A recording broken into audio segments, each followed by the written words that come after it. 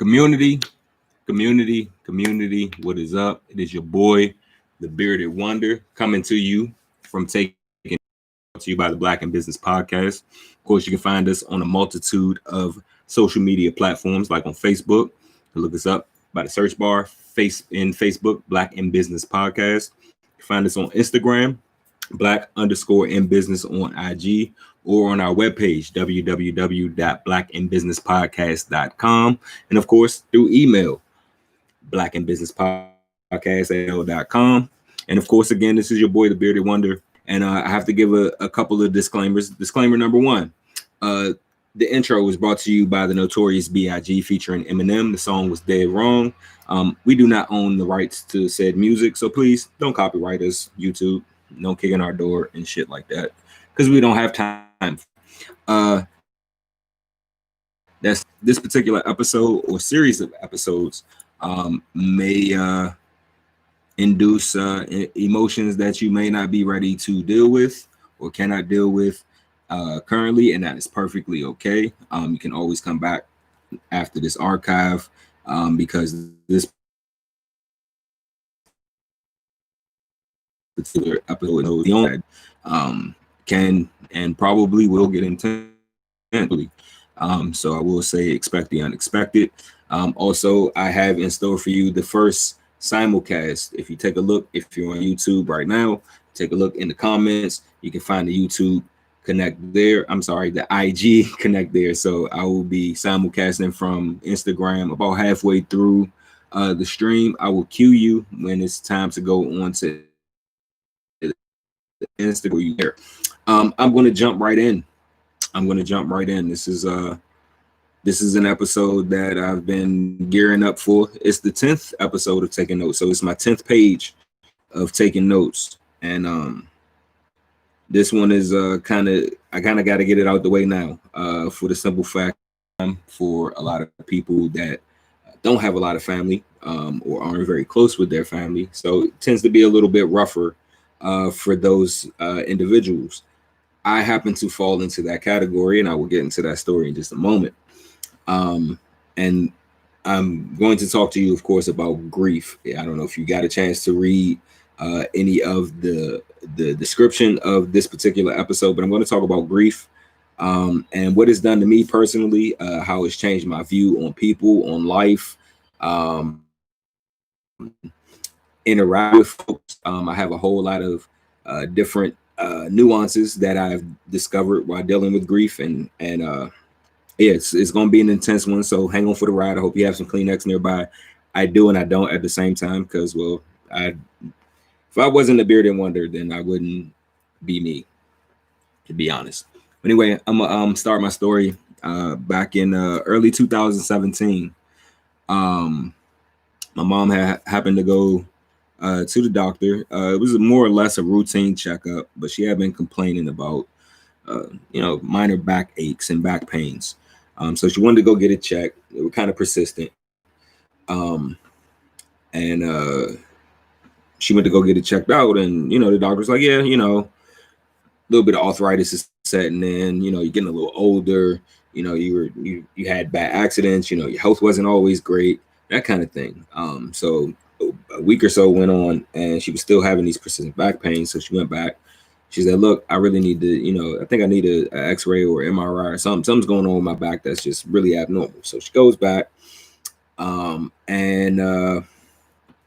doctor does all the proper things, MRI, x-ray, whatever. Come to find out that she had been diagnosed at that time with pancreatic cancer. So at that particular juncture in time, the doctor couldn't determine what stage she was in because of, the location of the pancreas and being where it is in relation to her kidneys and everything like that. They couldn't really tell what stage she was in. So, of course, she had a follow-up a couple months later. Come to find out she's in stage 2, early stage 3. And if you're not sure how stages of cancer work, it's usually 4 stages. 3rd to 4th stages are usually terminal. And of course, if you don't know what terminal means, it means that's it. There's no coming back. Point of no return. So I'm not trying to break down too early because I still got another like 40 minutes to go. So yeah, and I still got to pull surprises out. So nonetheless, I'm not going to suppress though. If I feel the urge, I will. But nonetheless, you know, come to find out, she's in early stage 3 pancreatic cancer. I don't remember specifically the amount of time or the timeline they were giving her to live, but nonetheless, she was diagnosed. She told me the diagnosis, and you know, my first reaction was of shock and disbelief. For me, my mom was and still is, as far as I'm concerned. My mom is a hero to me. She always managed to make a way. There was never, I always had a need to want, but not a want to need. So, I mean, I had everything I needed plus more. So I always looked up to her, always, you know, idolized her. I always wanted to be just like her as a person. She was just a beautiful person inside and out. But nonetheless, you know, my first reaction was, okay, well, you know, we can beat this. What are the options? What are, you know, under what terms can we, you know, help aid her in, you know, being healthy and being the strong woman that, you know, friends and family, of course, you know, knew her. And I don't know, it took some I guess convincing, but you know, my mom kept going back and talking to the doctors. The doctors like, well, you know, we can introduce chemo, but you have to, you know, maintain a certain amount of health, and you have to be able to, you know, withstand the treatments, et cetera, et cetera.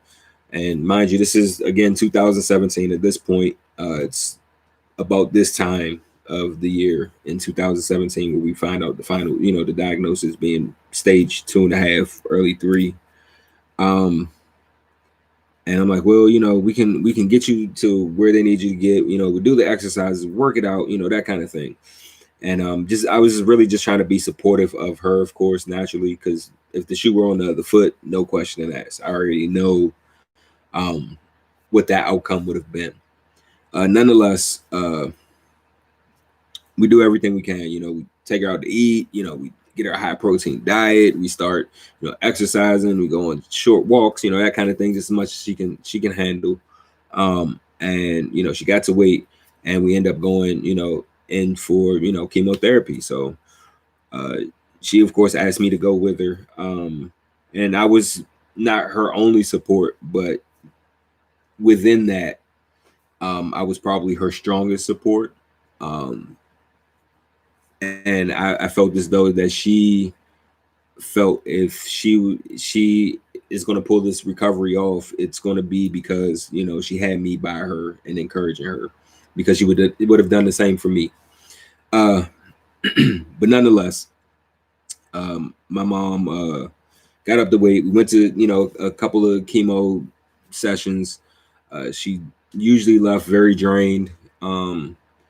Didn't have very much of an appetite. It was just a very long car ride home. You know, I had to be very careful getting her back home. It was almost like traveling with a newborn to a degree, because, you know, everything was, you know, kind of frail, and she was rather fragile, and, you know, chemo had broken her down some. So, you know, she had gone to maybe a couple sessions, and, you know, the doctors were like, well, you know, unfortunately your body, you know, can't handle it. It's, you know, pretty much rejecting it.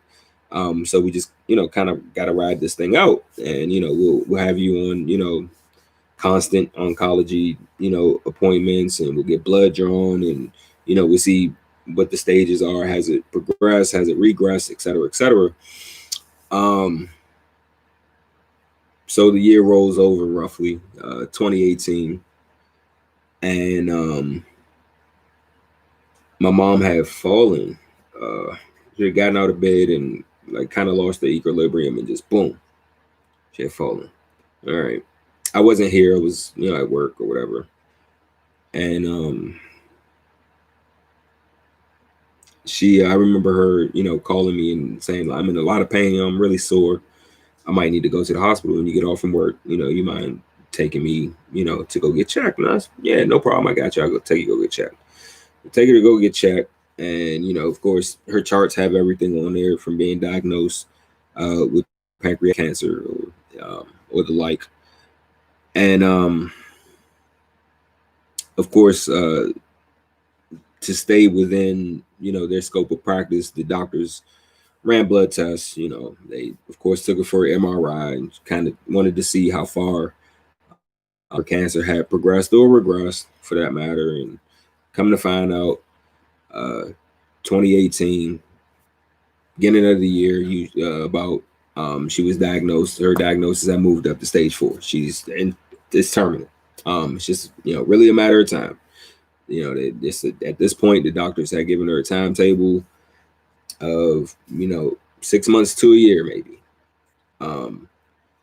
And hearing that, of course, was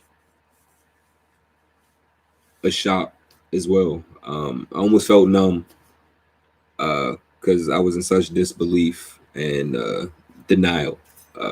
Like, nah, not my mom, strongest woman I know. It's my hero. Somebody I look up to. It just 2 and 2 wasn't 4. It just didn't make sense. It just did not add up. And I think at that point, to a degree, I started a grieving process. To a degree, I started reliving early memories of my childhood, and when my mom and I would talk about life and mortality. And she taught me, all living things must die. She was like, one day I'm not going to be here. And I broke down in tears. I'm 6, 7 years old. I broke down in tears. No, you're going to live forever. Every kid thinks that their parent is invincible and immortal and will live forever. I was no different. So I started reliving that kind of thing, and I'm smiling and kind of laughing and trying to chuckle it off. I'm like, yeah, whatever. Again, I'm battling with a little bit of denial and fear, and natural fear, because now I not only was I feeling, not only was I in denial and in fear, I also felt I was real helpless.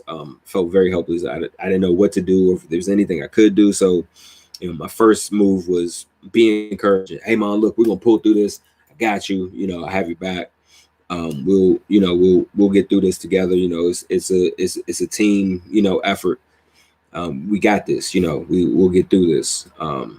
She's like, yeah, and at this point, she had been admitted to the hospital. And they were like, yeah, we're going to keep her for observations for a couple of days. I'm like, all right, cool. Observations are good. Maybe they'll, find that she's doing better, or they'll be able to, make her comfortable, or, she'll be able to come home in a couple of days. And, I'll be here as much as I can. My work schedule is already made, it's out 5 weeks in advance. So I'm scrambling, trying to hold things together, and making sure I'm making time to visit her and make sure she has a connect with the outside world, because I know how the hospital can be. And a night or two turned into a week turned into a month turned into several months. And I remember going back to the hospital, locally, Georgetown in Washington, D.C. I remember going back to Georgetown, and they were like, yeah, you guys should consider, getting her into a rehab. She's starting to show a little progression, but we should probably discharge her, get her into a rehab, and maybe like a assisted living or hospice kind of situation, because, based on her home life, she's not going to be able to navigate too much, and, we need her to stay active, et cetera, et cetera. I'm like, okay, understandable. Yeah, let's do that. So about 6 months into her stay at Georgetown, she was then moved to a rehab facility locally as well. And she started rehabbing, she started doing better.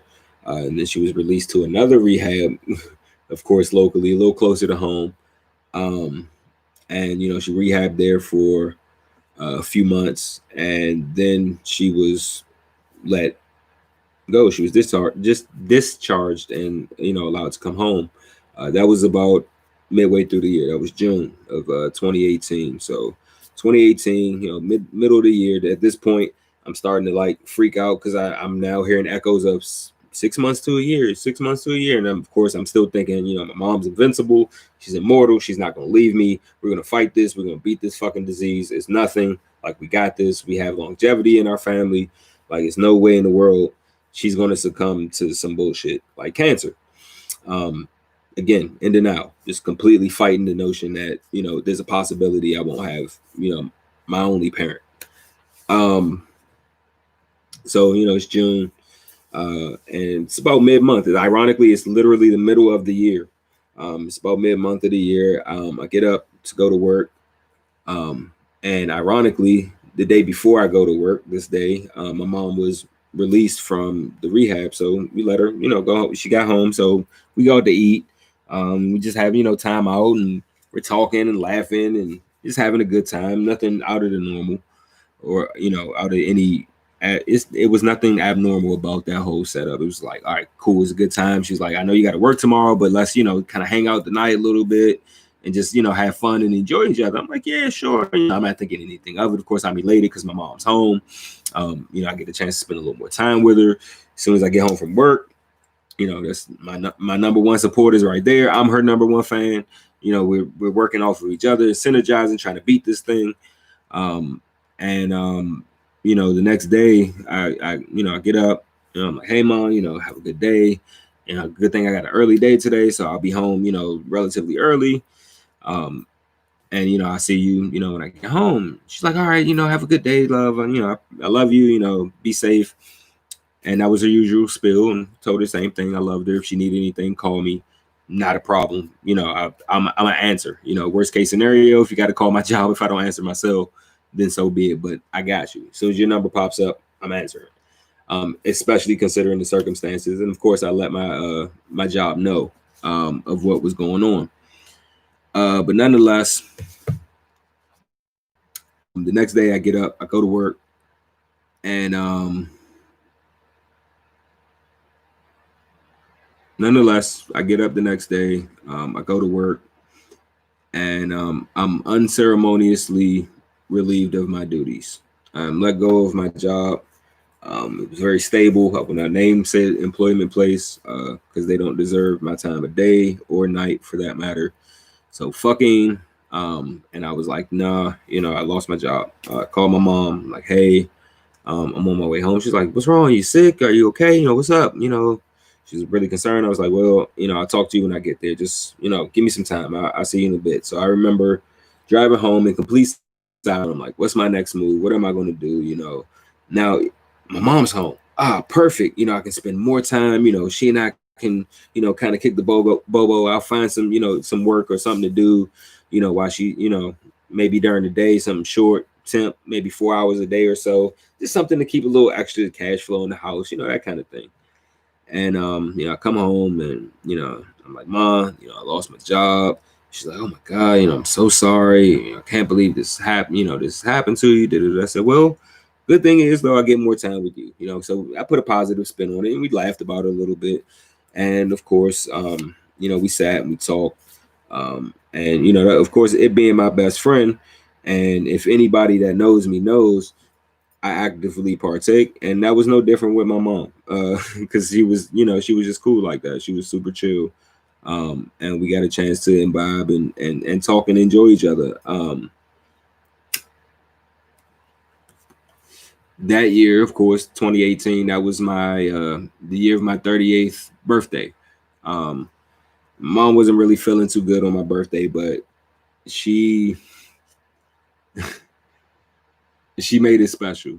She definitely she got me a cake and a card, and you know, sang happy birthday to me. And you know, my lady at the time was in on it, and you know, they just kind of, you know, made my day special, and it felt good because, you know, my mom was home. It was great. You know, she had been home at this point a couple months.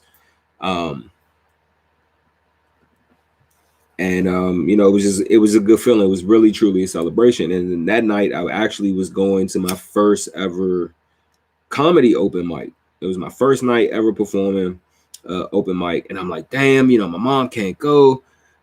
You know what? I recorded and showed it,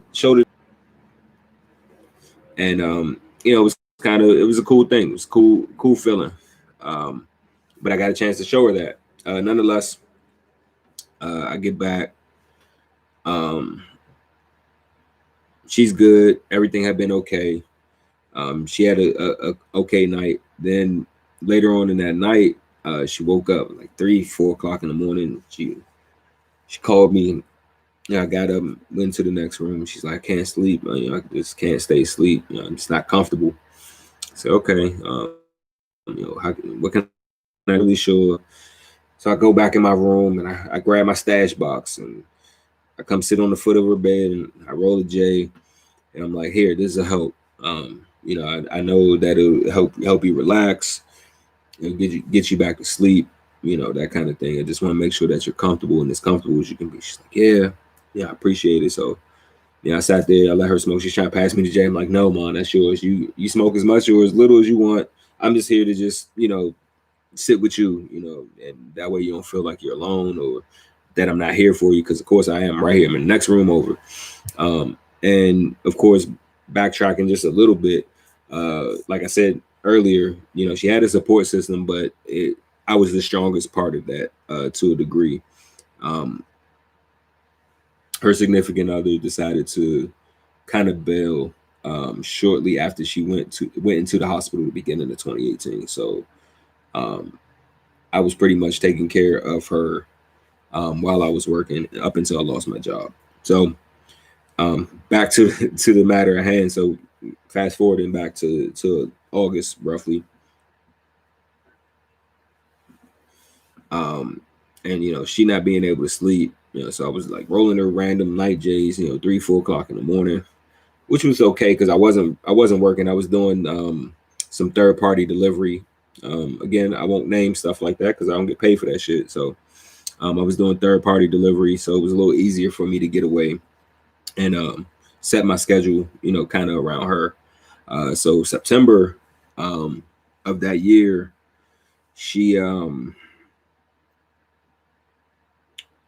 was being real cryptic and mysterious about allowing me like in the room with her. It was kind of strange because at this point, I would come in and I would roll J's for at this point she had a bedside commode because she couldn't ambulate to the bathroom, so I would come in and clean the commode out and stuff like that. Just take care of my mom. That's that's Mom Dukes. I'm definitely gonna take care of her. So she was being real like funny about that. And my lady at the time was, helping me out and she was staying with me. And I'll be like, hey, go check on my mom for me. She's not letting me, near her, whatever. So, my lady plays it cool, goes in, cleans the commode or whatever. After she cleans the commode, she comes back to me. She's like, hey, your mom is, she's having some type of weird discharge. She's throwing away her underwear, shit like that. It's real peculiar, for my mom. My mom usually, she didn't want to speak up or say anything, if she felt like she was, she didn't yearn for help unless she absolutely needed it for the most part. Like I said, she was a strong woman.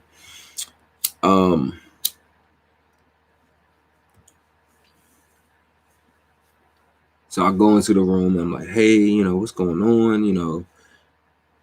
If you're not feeling good, say something. I'm here to help you out. This is what I'm about. This is what this is about. I told you, from the beginning, I'm here to the end. Like it doesn't matter. I got you. You're my best friend.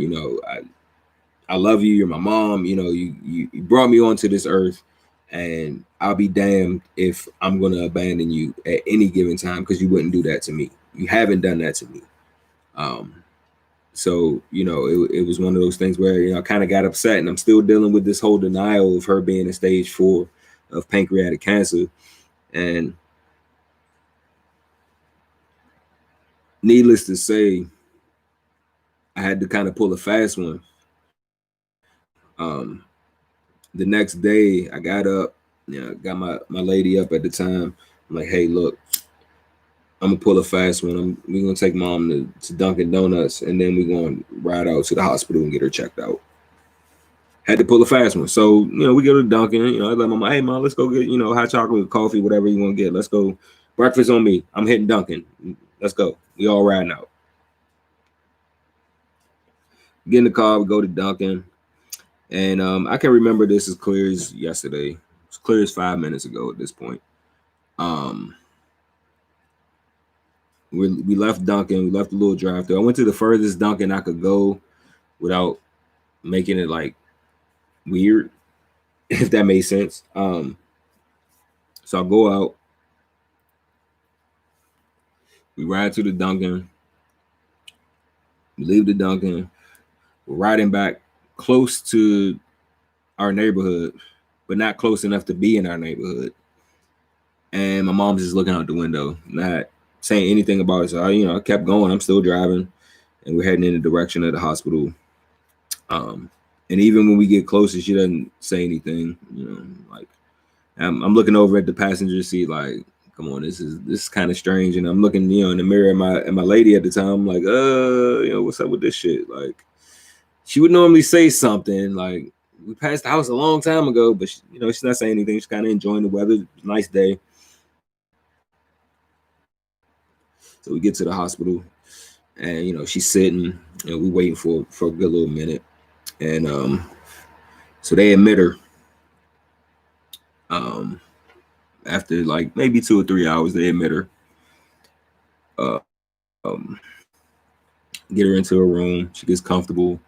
We're just sitting around, 3 of us, my lady at the time, my mom, and myself, and we're just talking, just kind of talking about the day, and my mom was like, I appreciate you, bringing me here. I didn't want to say anything because, I kind of felt embarrassed, whatever. And I was like, Mom, nah, I told you I had your back, just like I know you would have mine if the shoe was on the other foot. And of course, she was like, yeah, that's a given. That's, it goes without saying. So I was like, look, she also knew that I have, and I still do, I have a phobia of hospitals. I don't do well in hospitals at all. Break out in the cold sweats. I get the trembles. It's a whole fucking mess. I'm a fucking sight in the hospital. Damn near missed my kid's birth because of it, but I made it. I witnessed all that. But anyway, I'm trying to make light of the subject. But nonetheless, at this point, we have been in the hospital pretty much all day. So I was like, look, I'm exhausted. I know you're settled. I know you're fine. You're comfortable. She wasn't in pain. So I was like, yeah, let's, we're about to roll out. Referring to my lady at the time and myself. And she's like, all right, well, I'll see you tomorrow. I'm like, all right, cool. So leave, come home. And at the time, my lady goes, it's not good. And because she had been through this with one of her relatives. She's like, this isn't good. These are some of the signs. I hate to say, but you might not have that much more time with your mom. I was like, don't say that shit. Please don't say that. She's like, nah, some things that I noticed that happened, to my family member. And it was kind of the exact same way. She was like, this is eerily familiar. And she was like, I don't know how much time you got, but make sure you spend as much time with your mom as you can. I'm like, okay. And I didn't take any of that as, grain of salt. It was definitely grain of sugar. It was, something I needed to know. So mind you, this is, like mid-September, early October. How she felt. Like some days she'd be in pain, other days she wouldn't be. One day I had gone and she actually, it was kind of the confirmation for me that I knew she didn't have much time with me physically here on earth. Was one day I had gone to visit her and she didn't recognize who I was. She didn't know who I was. And what's significant about that is that I'm my mom's only child. I have no other siblings by my mom. My dad may, I have siblings or other siblings. I've never met them. I don't know them. So for her not to know her only child, and me receiving that information, it devastated me. I literally lost my shit. Because I got angry. I was like, how do you not know? It's me, Mom. Like, I'm your only son. I'm the only person I'm the only child you ever gave birth to. Like, then I had to think about it. You know, she doesn't feel well. You know, she doesn't feel well. So, you know, my lady calms me down. She's like, hey, look, calm down. You know, it's okay to not be okay. Like, I understand where you're coming from, but, you know, let her work through it. And, you know, so I calmed down. I was like, okay, Mom, look, I'll see you tomorrow. You know, and I gave her a hug and kiss on the cheek. And she was like, okay, I forgot who she called me, but it wasn't me. And she sent me on my way pretty much. And so I left. Next day comes. This is, again, mid-October roughly. So I go visit her the next day. And of course I hadn't forgotten what happened the night before, but I didn't let it replay too much, you know, going to visit her, because I wanted her to, you know, have positive vibes and to be around, you know, loving feelings, and to feel loved and to be comfortable and to be happy.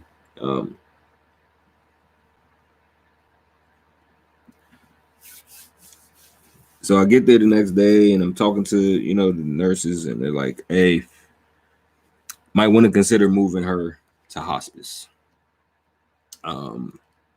There's nothing more we can do here. We need the space, to be honest. Your mom is terminally ill. You might want to consider hospice. We'll get you some options. We'll get you to the counselors and the social workers, et cetera, get you to work that out.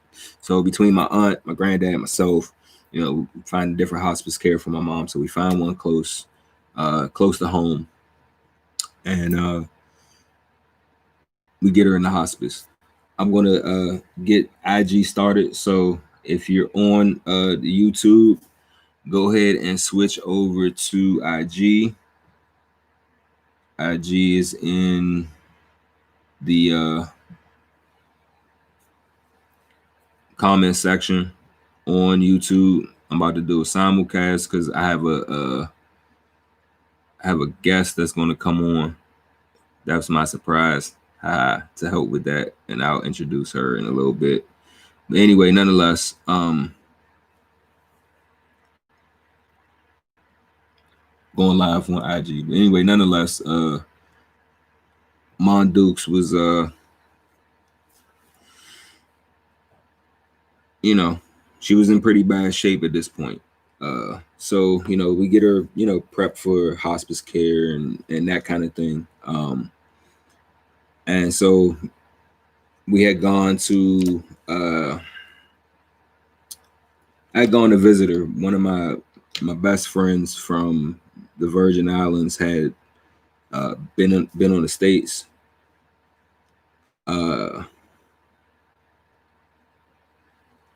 She came, you know, to the States. She had some business to take care of stateside, and nonetheless, I took her to go see my mom. She knew my mom, and you know, my mom was like, "Hey, you know, hey Arlene, how you doing?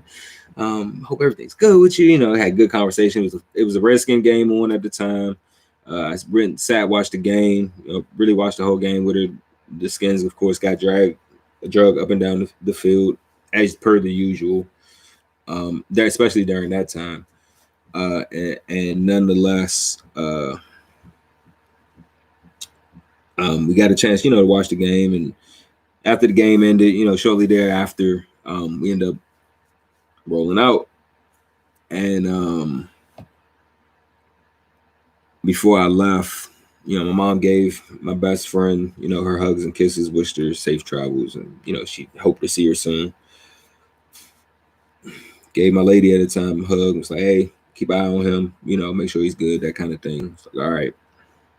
So of course, my time, you know, I give her a hug, you know, give her a real long embrace, and you know, she's hugging me back. And she's like, you know, I love you, and I'm really proud of you. And, you know, no matter what, you know, just know that I know you did everything that you could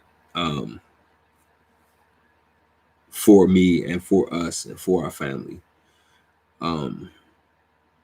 So of course, you know, that made me feel some kind of way. I was, you know, super proud or whatever. And as I'm walking out, she's like, oh yeah, and I'll see you, you know, at the new spot tomorrow, talking about the hospice care. For those that are just tuning in on IG, Basically, I'm going over grief and what it's done to me, how I ended up in grief. And I have a surprise for you guys because I'm gonna pull somebody in on IG and YouTube. If you're on the YouTube channel live, I appreciate you sticking through. You'll be able to hear the guests from IG on YouTube, so there's that too. So you can hit us either way. But nonetheless, I'm talking about grief and where I am in my story is how I got to get grief. And be in grief rather. Dre from Brooklyn, salute. Thanks for joining me on IG, man, and on YouTube. Key, thank you for joining. First time watcher, but long time subscriber. We'll leave it at that. Thank you for joining. I appreciate you.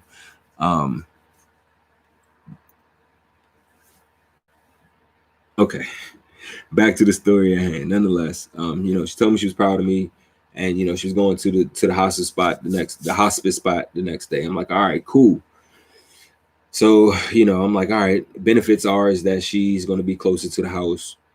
So I'll get a chance to see her, that much more often, because she'll be that much closer to the house. At this point, I had started working again, but my schedule was kind of flexible. So it made life a little easier on me in terms of making visits or, helping mom out or whatever.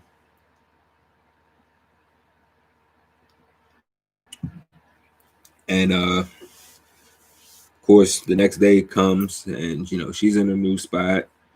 My aunt was in town at the time, and this, she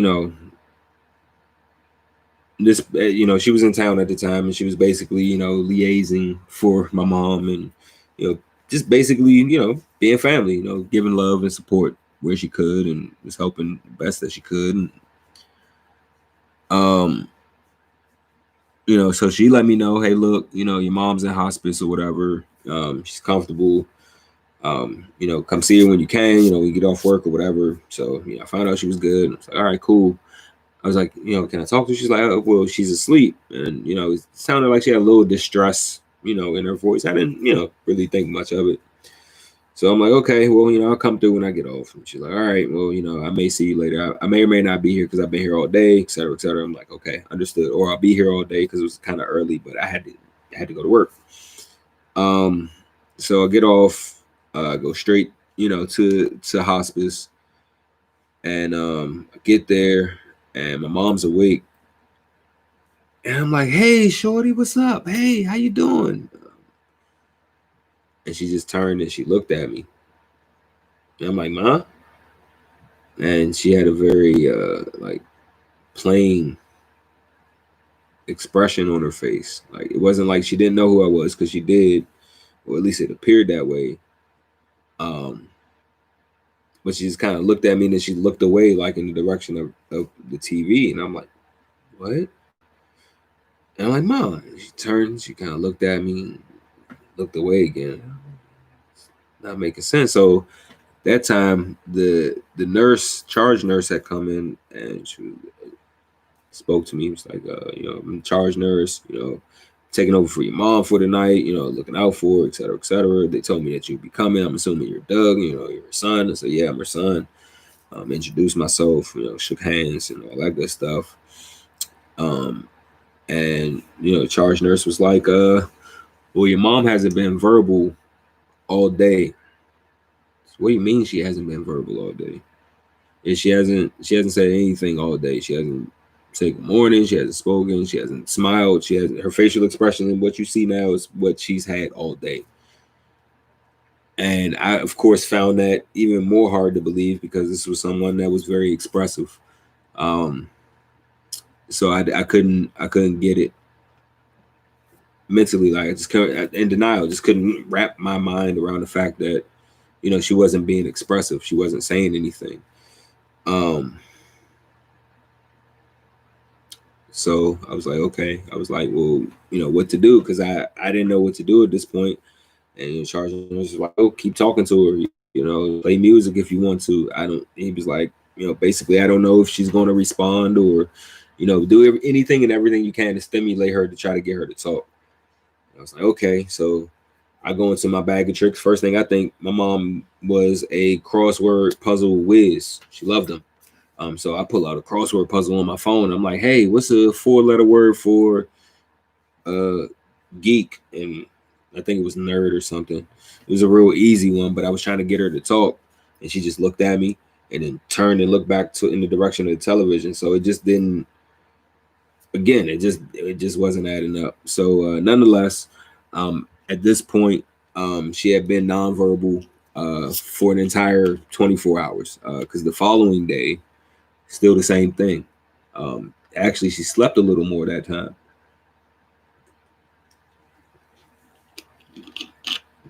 So this went on for about a week, roughly. And my aunt, was still in town because she was just staying. She was like, I'm just gonna stay as long as I can, and then when I need to fly home, I fly home. But I'm gonna stay as long as I can. I'm like, all right, cool. So she was going every day. Like she would go during the day, and I would come pretty much at night because I would work, during the day or late evenings and into the night. And so at the hospice, it was 24 hours. You could go anytime you wanted to. So I would go 10, 11, 12, 1 o'clock in the morning sometimes, and just go spend some time with my mom and just sit with her. And so that went on for about a week or so. And the following week, my aunt, absolutely had to go back home. She had something she had to take care of on her end. So completely understanding, she had to fly back home. And nonetheless,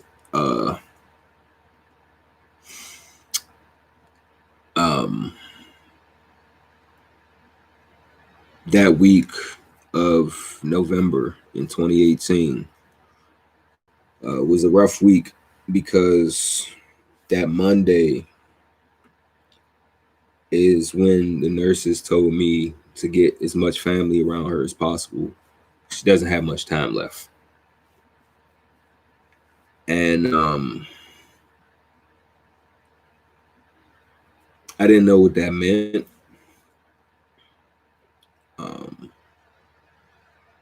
Nonetheless, I didn't realize that the week before was the last time I would hear my mom talk to me.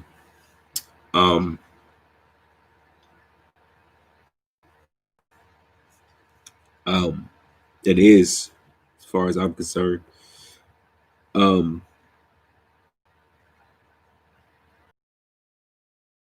Laying there on her shoulder and just kind of propped up half on the bed.